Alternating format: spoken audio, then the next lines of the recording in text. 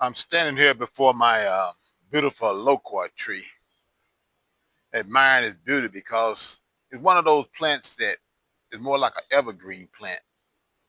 But that's not what my focus is today.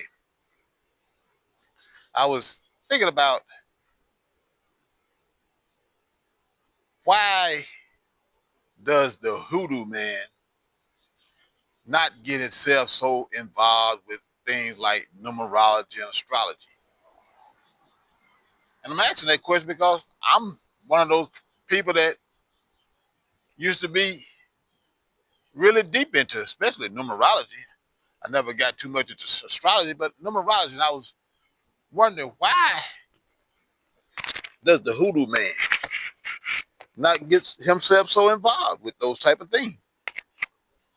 And on one end, you think, because like you go to Psalm 147:4, and this is talking about the Lord, it says he telleth the number of the stars. He calleth them all by their name. And then you'd be thinking, wow, there's a probability that God uses numerology. But you have to look at that real closely. But then when you go to Deuteronomy chapter 4, starting in verse 12, you start realizing why the hoodoo man or woman shouldn't get themselves so involved in numerology and things like astrology. This is Deuteronomy chapter 4, starting in verse 12. It says, and the Lord spake unto you out of the midst of the fire. You heard the voice of the words, but saw no similitude. Only ye heard a voice. And that's key, people. That verse right there, but we're going to read on. And he declared unto you his covenant, which he commanded you to perform, even 10 commandments. And he wrote them upon 2 tables of stone. And the Lord commanded me at that time to teach you statutes and judgment, that ye might do them in the land whither ye go over to possess it.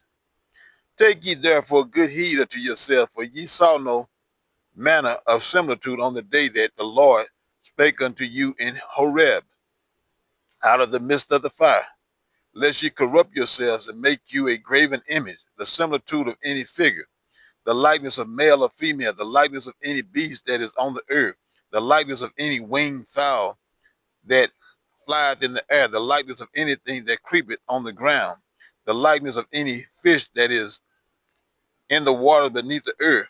Unless thou lift up thine eyes unto heaven, and when thou seest the sun and the moon and the stars, even all the host of heaven, should it be driven to worship them and serve them, which the Lord thy God had divided unto all nations under the whole heaven.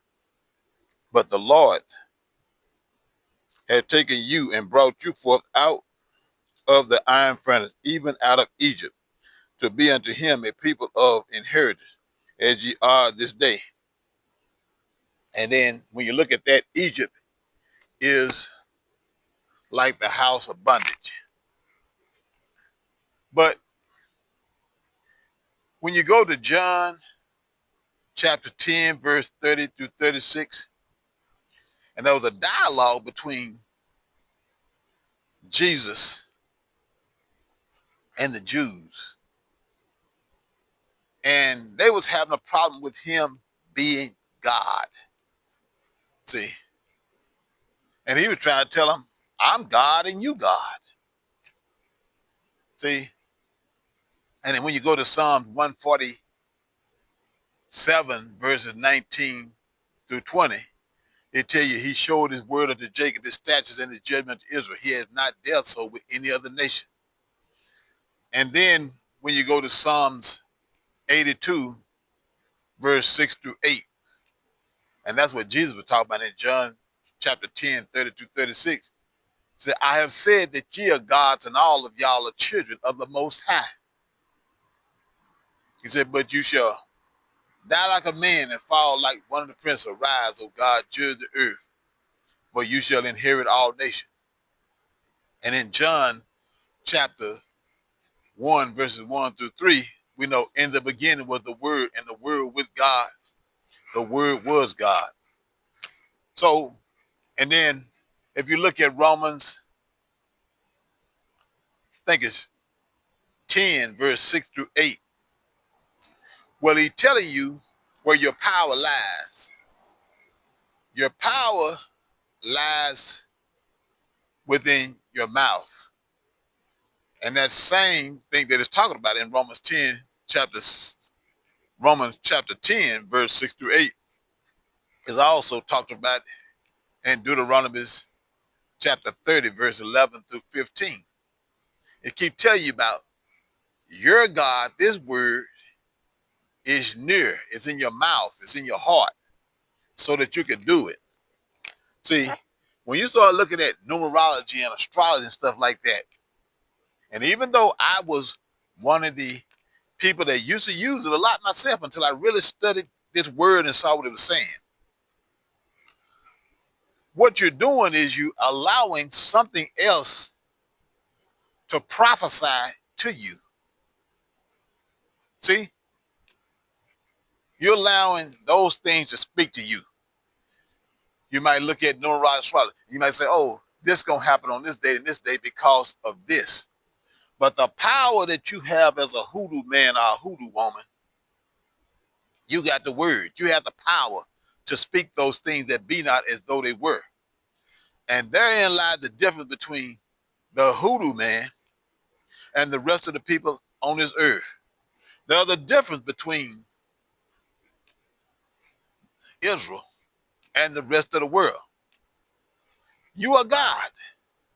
And you don't need the sun, the moon, the stars, and all these creations telling you what to do. The power is that you are telling those things what to do. And even when you go back to Deuteronomy chapter 4, and you go over to verse 4, once they go down through verse 9, chapter 4, starting in verse 4, he said, but ye that did cleave unto the Lord your God are alive, every one of you this day.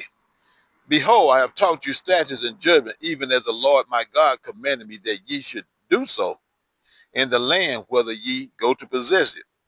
Keep therefore and do them, for this is your wisdom and your understanding in the sight of the nation, which shall hear all these statutes and say, surely this great nation is a wise and understanding people.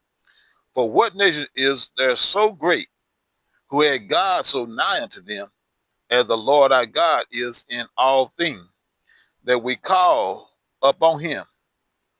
And what nation is there so great, that has statutes and judgment so righteous, as all this law which I set before you this day? The answer, people, is God is the word. And Israel, you are the only group of people on this earth that was given the power to speak those things that be not as though they were. It doesn't mean that other people can't speak things into existence, but you was given power over everything in this universe through the word that runs through your vein. And you don't go out and listen to letting the sun, the moon, the stars, and stuff like that tell you what to do and how your life going to be.